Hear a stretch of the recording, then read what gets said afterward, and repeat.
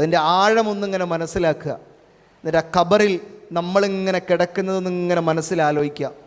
തീരും. നമ്മുടെ മനസ്സിലുള്ള എല്ലാ വിദ്വേഷവും തീരും. നമ്മുടെ മനസ്സിലുള്ള എല്ലാ പകയും തീരും.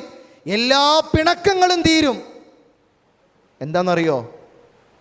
ഇപ്പം നമ്മൾ എവിടെ പോവുകയാണെങ്കിലും നമ്മുടെ കൂടെ നമ്മുടെ കൂട്ടുകാരുണ്ട്.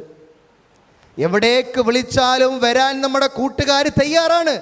എന്നാൽ എൻ്റെ കൂടെ വരുമോ എന്ന് ചോദിച്ചാൽ ഇല്ല എന്നൊരു കൂട്ടുകാരൻ, ഒരു കൂട്ടുകാരി പറയുന്നത് ഈ ഖബറിലേക്കാ. ഒരാളുണ്ടാവില്ല, ഒറ്റക്ക് പോയി കിടക്കേണ്ടി വരും. ഞാനും നിങ്ങളും തനിച്ചു പോയി കിടക്കേണ്ടി വരും. അവിടെ നമുക്ക് ആരുടെയും കൂട്ടില്ല. അവിടെ കൂട്ടായുള്ളത് നമ്മുടെ ഈ ദുനിയാവിൽ നമ്മൾ ചെയ്ത നന്മകൾ മാത്രമാണ്. നമ്മുടെ നമസ്കാരങ്ങളാണ്, നമ്മളെടുത്ത നോമ്പുകളാണ്, നമ്മൾ ചെയ്ത നന്മയുള്ള പ്രവർത്തനങ്ങൾ മാത്രമേ ഉള്ളൂ. വേറെ ഒരു